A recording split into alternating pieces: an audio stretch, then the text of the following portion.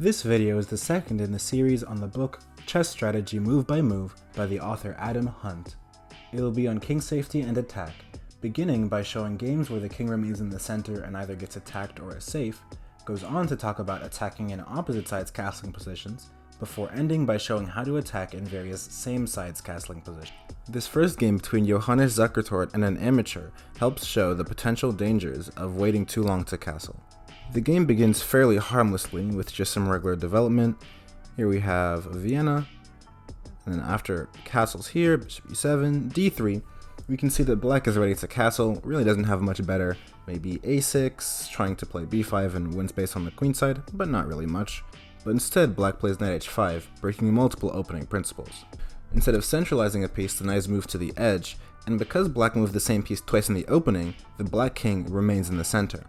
Here white played f takes e5, but there was this even stronger move, bishop takes f7, since after king takes f7, there's this move knight to g5, where if the king moves back, you can take the bishop on g4, and if black takes here, this is even worse, since after f takes g5, the rook is open, and the bishop on g4 is still hanging.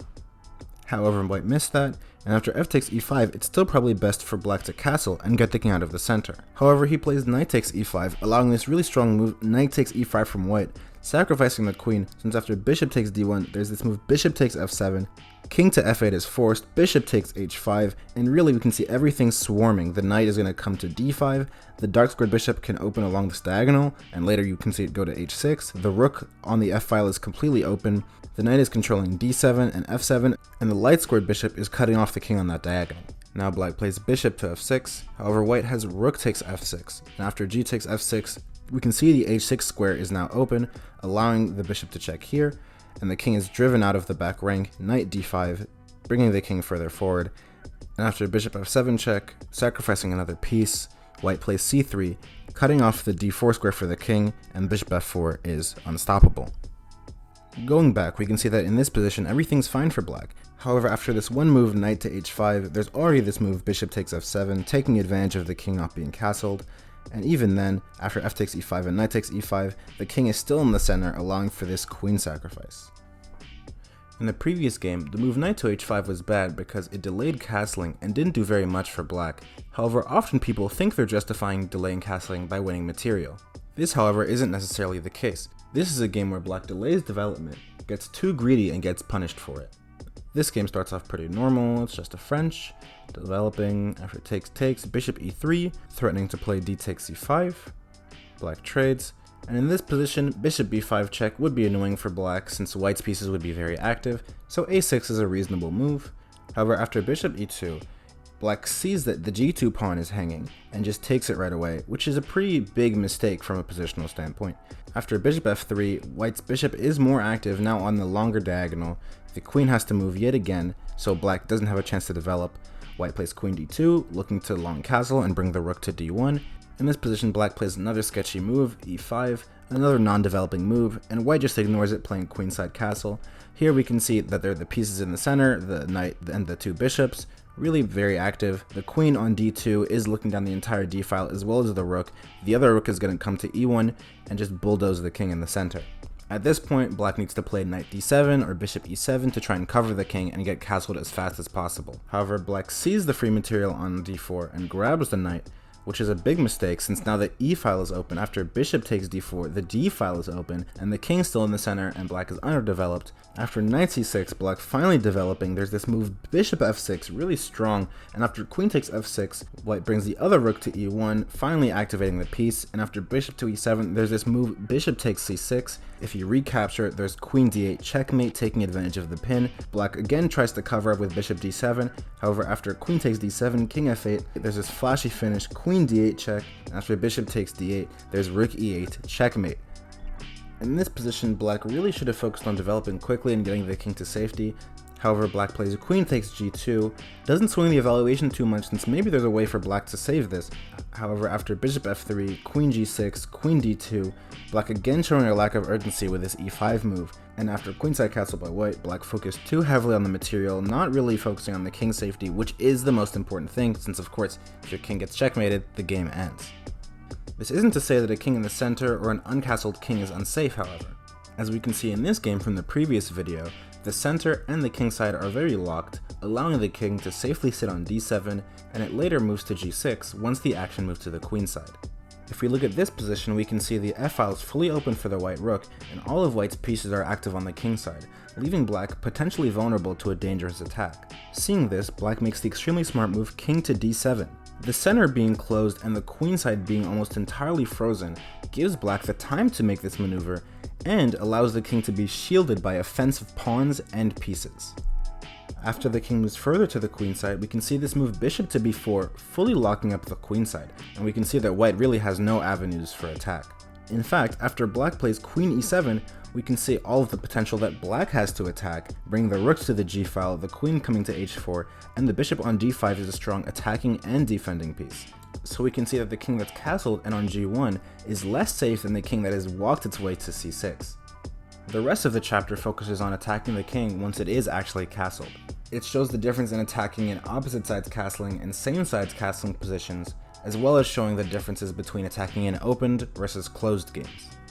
First, we'll look at attacking in a position where black and white have castled on opposite sides using this game in the Sicilian Dragon. A few moves in, we can see black begin to adopt the structure of a fianchetto with g6 and bishop g7. And here white plays this important multi-purpose move f3.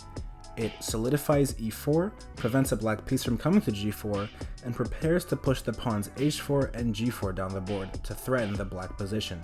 The black king castles kingside, and a few moves later, both kings have committed to a side and the attacks can begin. In just a couple of moves we see white play this move h4, trying to play h5 and attack this hook pawn on g6 and open up the h-file. Generally speaking, a hook is a pawn in your opponent's position that can be targeted by one of your own pawns to forcefully open lines. If we look at the pawn structure here, similar to that in the game, we can see that after h5, the pawn on g6 is targeted, and pretty much anything black does will lead to one of the files being opened. If g takes h5, then the g file is opened, and if black just tries to ignore things by like king g7 as a waiting move, then there's h takes g6, opening up the h file. Now you may say that after h5 isn't there g5 keeping the position closed, however often this isn't an option.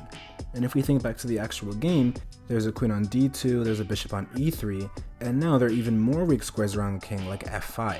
On the other hand, this pawn on b2 is not a hook because after a3 there's this move b3, and this pawn is supported by the a pawn and the c pawn, and no files have been opened. Black prevents this, so white uses the combination of the queen and the bishop to trade off black's dark square bishop, hoping to leave some dark square weaknesses around the king. Black tries to create complications of his own on the queen side, however since white hasn't pushed any pawns there are no hooks, making black's attack a lot slower and less effective. White trades off the dark square bishops and plays rook dg1, a strange looking move until you realize white is planning to play g4 and further crack open black's defenses. White follows up with his plan on the next move, and after h takes g4, importantly, instead of taking back on g4, white plays h5, sacrificing a pawn with the hope of opening some lines towards the black king. After knight takes h5, it looks like black has closed off the file. However, if the knight ever moves in the future, that h-file will be completely open. White again doesn't take on g4 and instead plays f4, attacking the knight and hoping to later play f5 and chip away at the g6 pawn once again. Right after the knight gets out of danger, we see a trade and this f5 move.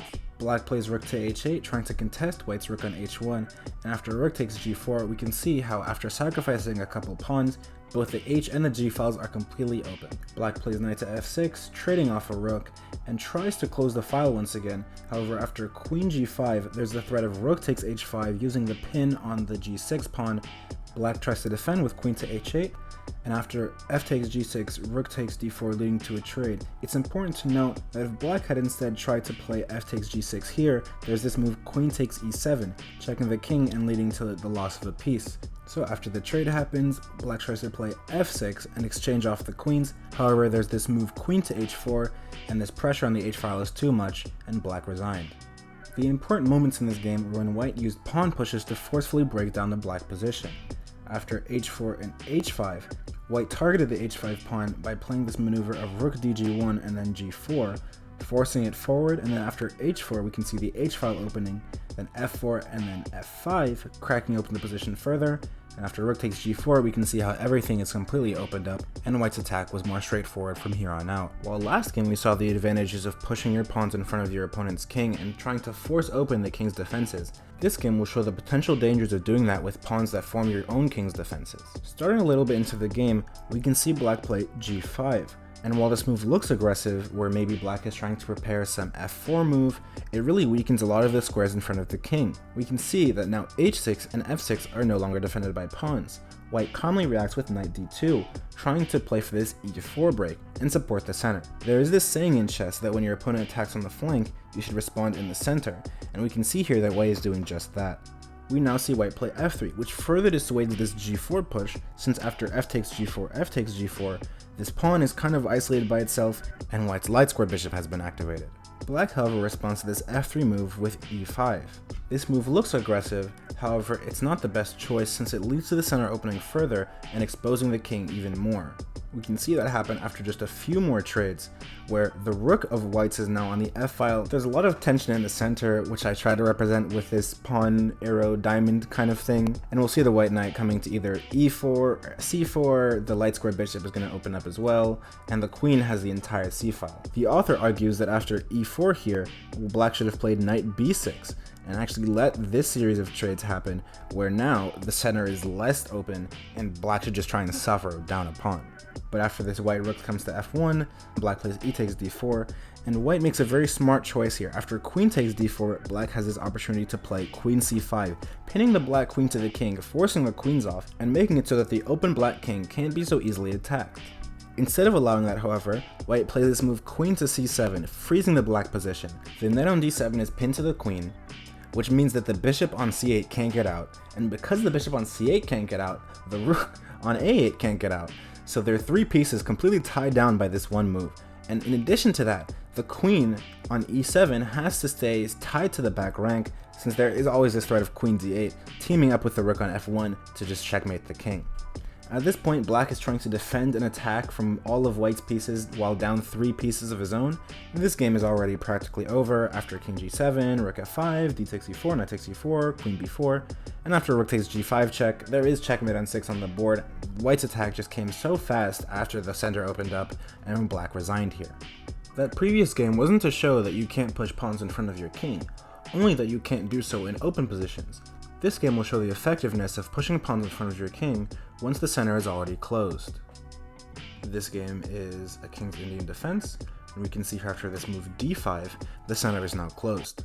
The center being closed indicates that it will be most effective to play on the flanks. Here black plays knight d7 to prepare the f5 break and to overprotect the c5 square, the site of white's own pawn break. Black then gets off this f5 break, however after f3 it would be unwise to take on e4, since after f takes e4 from white, we can see that all of white's pieces are here to defend and black doesn't really have much of an attack going. So instead of that, black plays f4, closing down the position even further and making the new pawn breaks, the g4 and the g3 pawn breaks, looking to target the f3 and h2 pawns respectively. Here we see black preparing that, and white plays b4 to prepare his own pawn break on the c5 square. This move knight f6 further prepares the pawn break, and we can see here how even though the bishop seems like it's undeveloped on c8, it's helping as much as it would on d7 with the g4 break. White gets the break of his own, and it's important to note that it's unwise to play d takes c5 here, since after b takes c5, white gets the space advantage and the pawn on e5 is weak. So instead white plays knight g6, moving more forces to the king's side. After cd6, cd6, we can see here that white is getting some effective counterplay of his own, since now the d6 pawn is weak and a potential target. After this move rook c1, black plays this move rook f7, which is actually a pretty deep move, since first off, if h5 had happened, there would have been this move knight b5, which would have been strong, allowing for knight takes a7. If you try to defend with b6, there's this move knight c7, and after rook b8, knight d3, and white is potentially starting to get more counterplay than is necessary. And if instead you play a6, white gets this move knight c7 and then bishop to a7, trapping the rook on b8. So this move rook f7 actually defends the pawns and defends the c7 square. White plays a4 expanding, and after black plays bishop f8, we again see that just because a piece is on its starting square doesn't mean it's working effectively. The bishop being on f8 is actually helpful, since it overprotects the d6 pawn and potentially allows the rook to swing over to h7. After a5, black stays patient with bishop d7, potentially controlling the b5 square. After knight b5, g4, finally doing this pawn break, with the idea being that if f takes g4, you take on e4, and now white's center is collapsing. So instead, white goes knight to c7. Black then plays this move g3, looking like it gives up a pawn, but after h takes g3, f takes g3, bishop takes g3, black has this move knight h5, and once the bishop moves back, the queen is coming in, and black's attack is very fast since now the g file is open. With g3, however, it seems like black is just giving up this rook on a8, but instead of taking back or taking on f2, black actually plays this important attacking move knight to h5, which both supports the g3 and f4 squares, and gives the queen access to the rest of the squares on the diagonal. We've already seen what happens if white plays h takes g3, except now it's worse given that that square is sufficiently defended. But let's say white were to play bishop takes a7 trying to save the piece, without actually lose to queen h4, bringing the piece in. And an important note here, if h3 trying to lock things up, there's this important sacrifice, bishop takes h3, and after g takes h3, queen takes h3, the position is totally opened up, and white cannot survive unless they give up a lot of material. So instead, after knight h5, there's king h1, g takes f2, finally cashing in and winning that piece, rook takes f2, and here, this important move, knight g3 check. This piece also cannot be taken, since after h takes g3, f takes g3, there's actually a checkmate on the board, because if queen h4 happens, there's no way for the white king to escape checkmate. An important note here is actually that if white tries to escape with maybe bishop d3, after queen h2, king f1, you don't play queen h1 check, since the king can actually escape to e2. Instead, you want to play knight f4, locking the king in, and forced checkmate is going to happen. So instead of capturing, king g1, black finally takes on a8. It's important to note that white still cannot take on g3, since after h takes g3, f takes g3, and the rook moving, there's this move knight f4. It's completely stopping white's pawn mobility, and the queen is just going to come back to d8 and again infiltrate on h4. Instead, white plays bishop to c4, and here black plays a really smart move, wanting to infiltrate on the dark squares, and so does that by playing a6, and now the queen is going to come to a7 and pressure along this long diagonal. After a few more moves, white is trying to get some counterplay on the queen side. However, after bishop takes b5, there's this really flashy move, knight to h1. It looks so weird. The point being, of course, that if king takes h1, there's queen takes f2. Black didn't just hang a piece on h1, and there's this pressure on the f2 rook, so white resigned. It's important to note here that this position is looking a lot like the ones that I showed, with the kings being safe in the center, or the kings being safe behind a wall of pawns. Even though the king is on g8, and it seems like it's a little bit drafty because the g-pawn's moved all the way up, well, the g-pawn's gone, the center is completely closed, and so white has no avenues to attack the black king from. Of course, you can't only attack in closed positions if the kings are castled to the same side, as this game will show. White's focus will be to use piece play to induce weaknesses that can be exploited in the black position. Here we see white activating the queen, then bringing the rook to the center, and then after rook ad8, playing this move queen to g3, threatening checkmate. Black has to respond, and now the g6 move has created some weaknesses on the king side. The f6 and h6 squares are now weaker, the g6 pawn is now a hook, so maybe there's a plan of h4 h5 or f4 f5, and white can swing the rook over to target the h7 or the f7 pawn. The knight can't be taken because of the pin on the king, so after king h8, white plays this move knight to d6, bringing the knight to a great square where it's supported by the rook and is targeting f7. Black now plays king g7, bringing the king back to the g file just to defend the pawn. However, after this move e4, we can see that white is going to just bulldoze down the center, maybe attack the knight first, and then play e6, targeting the base of black's defenses. After the move knight to g8, white comes up with the idea of rook to d3, trying to swing the rook over to f3, and he put even more pressure on the f7 square. This idea was even stronger on the previous move, with this idea of playing rook to c4, potentially bringing the rook to the f file or to the h file and attacking that way. The computer actually gives this position +6 because of the attacking potential for white here. However, after rook to d3, black sensed the danger and played this move f6, however this loses on the spot after this nice sequence of knight f5 check, king h8, And the rook is coming to the h-file, however it's pretty close right now, so how do we want to pry it open? We play this nice queen sacrifice, queen takes g6, and after h takes g6, rook h3, knight h6, and rook takes h6, that is checkmate. Throughout this game, we can see about using pressure and attacks to goad black into weakening their king position. First, after queen g3, there's this move g6 weakening, and then even later, after rook to d3, this move f6, which really was the nail in the coffin. And with that game, we've reached the end of the chapter and of the video. First, we saw how quickly you can lose if you delay castling for too long unless the position is sufficiently closed. Next, we looked at the effectiveness of using pawns to directly attack the king in an opposite side's castling position, and its riskiness in same side's castling positions. Finally, we looked at how a closed center can allow you to move the pawns in front of your king for an effective attack without compromising king safety, and how you should use piece play to create weaknesses if the position is more open. All of the games featured in this video are in a study that is linked in the description, and subscribe to know when the next video comes out.